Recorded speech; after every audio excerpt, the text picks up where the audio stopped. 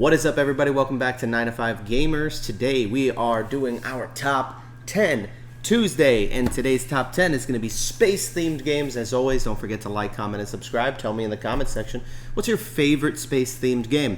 Obviously, there's going to be a lot of Star Wars games in this list, but as always, if you are a member, you're going to have a second list that's going to go up and give you some more space games that I really love. So don't forget to try out memberships. They're very cheap, anywhere from $3 to $10 a month, and you guys can be getting some exclusive videos and some early access to content, as well as some really cool posts that happen throughout my days. And that's it, man. So let's get into this list. So for my top 10, I went through all the space-themed games that I have, and I thought this list was an actually really good list. There are a lot of games that are not going to be on this list because I haven't played them yet. For example, I have Star Wars Rebellion and Nemesis that, man, I know they would be, because I've gone through the rules and but I just haven't played them yet. I know they would be at the top of my list, but they'll make it up there soon because I'm going to redo these lists every year, and I'm sure that I'll have more space-themed games that are going to make it into my top 10.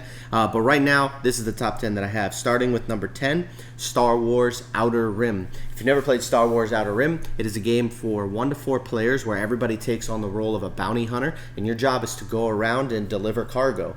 Sometimes that cargo is, illegal things that you're smuggling. Sometimes it's just, dropping off. It's kind of like a pick up and deliver game, but sometimes the thing you're transporting is actual people that you have to capture, fight them, and you have to put them into your cargo hold, and then you got to take them to a planet and deliver them. You can either eliminate them and get a reward for it, or if you drop them off alive, and I love it too because you could always just tell them, I can bring you in warm or I can bring you in cold, just like in Mandalorian.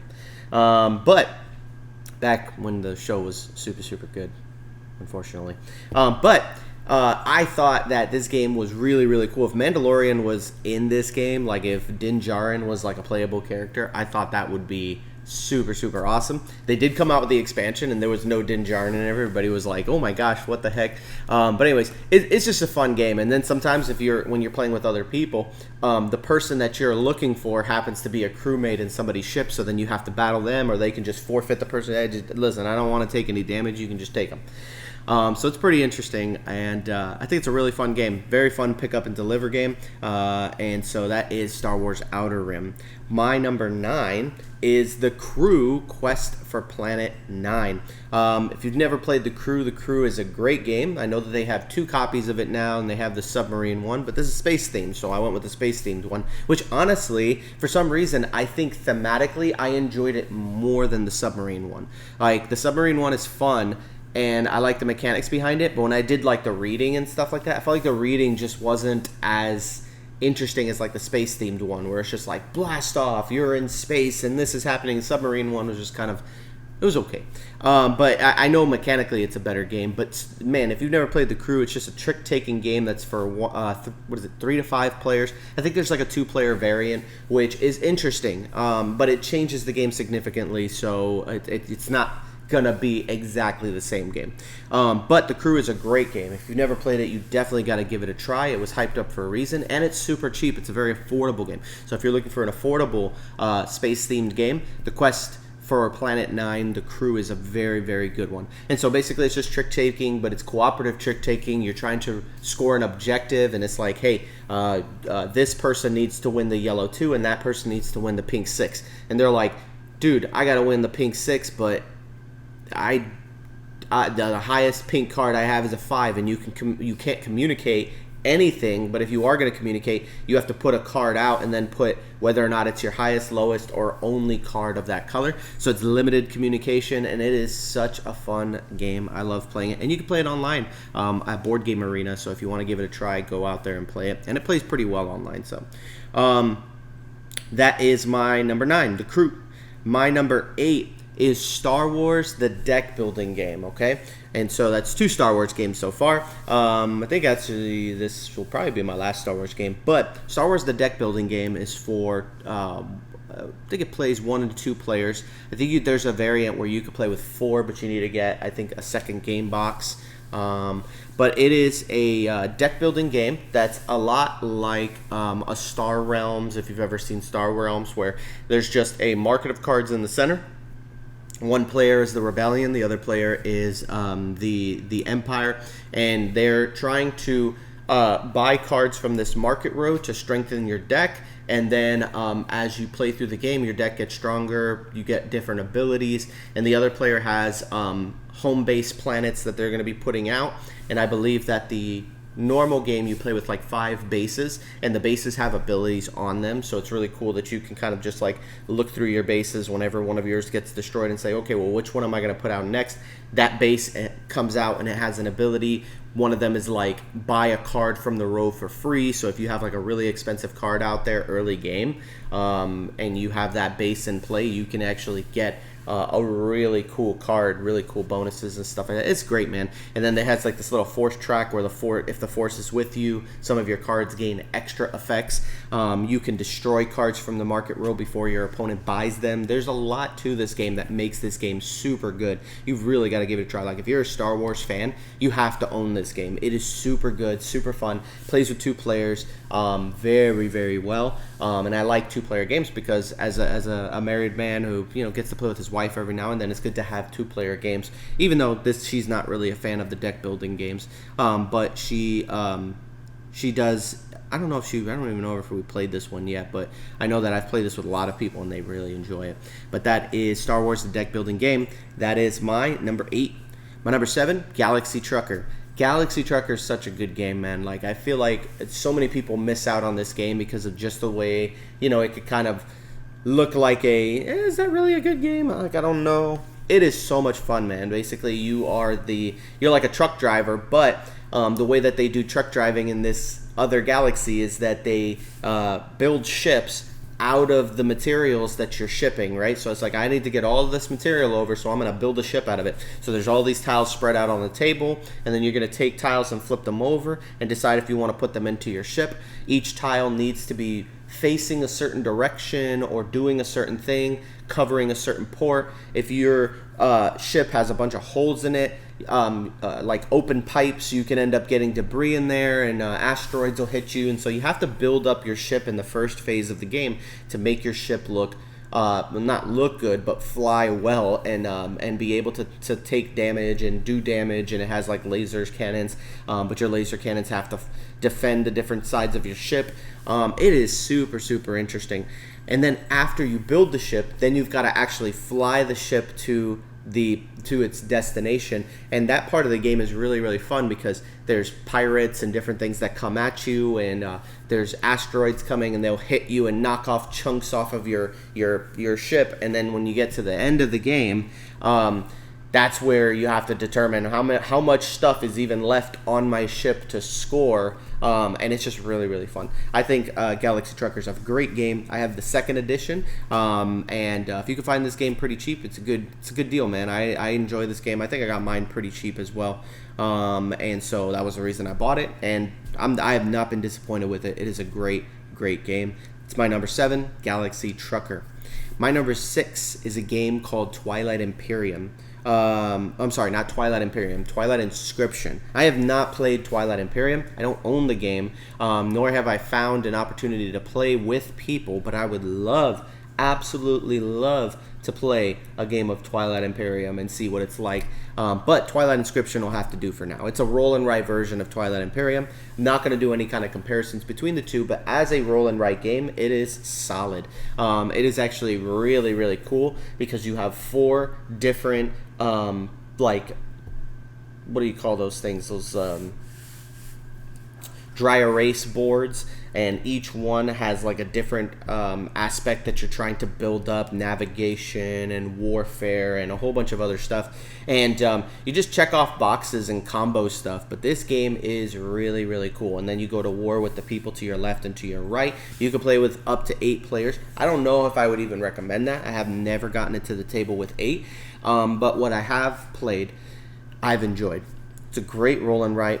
and it's cool that I got a roll and write in this list, and so but I've always had a blast playing it. It is a very heavy roll and write game, but the combos in this game are super cool, and the way that you can just circle different resources that trigger different things, and when you have enough of certain things, you can buy other upgrades and things like that. It's a really, really good game. You got to give it a shot. Twilight Inscription. That's my number 6. My number 5. It's funny because this is a game called First Rat. But I love this game, man. This game came out, and I had heard some good stuff about it. But when I played it, I was like, wow, this is such a fun experience. And basically, you're taking the part of ratronauts, and you have a bunch of little rats, and these rats are building a rocket ship to go to the moon, because it's made out of cheese, and so you want to go to the cheese moon, so you have to basically build up these makeshift rocket ships, and the way that you do that is by gathering resources along the board as you move up the track to the end of the track, and you can get up to like 4 rats at a time. You start off with, I think, 2, and the cool part about it is the movement mechanism, where it's like, hey, you can move one of your rats, I think it's like 3 or 4 spaces, but if you move 2 rats, you can move each of them like 3 spaces each, but they have to land on the same color space, and so you can get multiple resources in one go if you move both rats, but then they both have to land on the same space. Creates a really cool, fun tension when people are taking up certain colored spaces, and you're like, dang, I needed to use that. I would love to do this because I could gain this resource, that one, and that one, because I got 3 rats now. But because that guy's on that green space, I'm not going to be able to do it, so now I have to think of something else. So it's really, really cool, and it's got this little track on the bottom that you can go around. You can collect comic books, and you can collect backpacks and different things, and it has this mechanism where your rats are moving up this track trying to get to the end so they can graduate and become ratronauts. But along the way, there are vendors who sell you things that score you more points, but you don't have to buy it from them. You can spend cheese to buy it, but if you steal it, you get it for free, but then all of your rats get taken back to the very beginning of the track, and sometimes that works out in your favor, so it's better to just steal the item than to actually like pay for it. It's a fun game, man. Like if you never play First Rat, you got to get a chance to play that game. Hopefully they have it on like one of these board game simulators that you can play. But that's my number 5, First Rat. My number 4 is a solo only game called Warp's Edge. Warp's Edge is an incredible space game. Like, it is honestly one of my favorite experiences. I've played a lot of like the solo only games. Like I've played Under Falling Skies. I've played Final Girl, and out of all those games that I've played, the solo onlys, this is my favorite solo only game, even over Final Girl. Even though I think objectively Final Girl is probably a better game, but I love Warp's Edge, man. So basically, you are fighting a big boss ship. Kind of reminds me of like almost like a Star Fox style of game, where you're just like this ship, and in order to defeat the big mothership, you have to defeat all of the little ships that are protecting it. And the way that you do that is you're playing chips out of a bag. And so you have this bag. It's a bag building game where you buy chips, you put them into this bag, you reach in, and you pull out 5, and then those are the chips you can use. Some of those chips will let you draw more chips. And so the goal of the game is for you to be able to beat out all of these ships. And once you beat the ships, each of them, and destroy them, and you build that, there's like a stack of ship cards. Once you kill all of the ships and they're all gone, you can start damaging the mothership. And there's all the different motherships have different abilities, so they're not all that way, but I think like the first one you play against is like that. But yeah, there's different ships, different motherships. You can flip their tiles over, and they're double-sided. Then you yourself play as a ship that has different abilities, and then they're also double-sided, so there's a different ship on the other side, and it comes with multiple ships. There's a lot of really cool abilities for some of these chips. Some of these chips will, it'll say, hey, wherever you place this, it'll do 2 damage to the ship that you place it on, also to the one on the left and the right, and so you can spread out damage. You don't have to only shoot ships. You could also dodge them and get away from them, and then when you do that, they also go away. So it's pretty interesting. I love the mechanics behind this. I love the bag building. You can really start to feel very powerful. You start getting those triple lasers, and you're just cranking them out. It's a great game, man. I love Warp's Edge. It's such a good game. and I think more people ought to play this game because it's super good.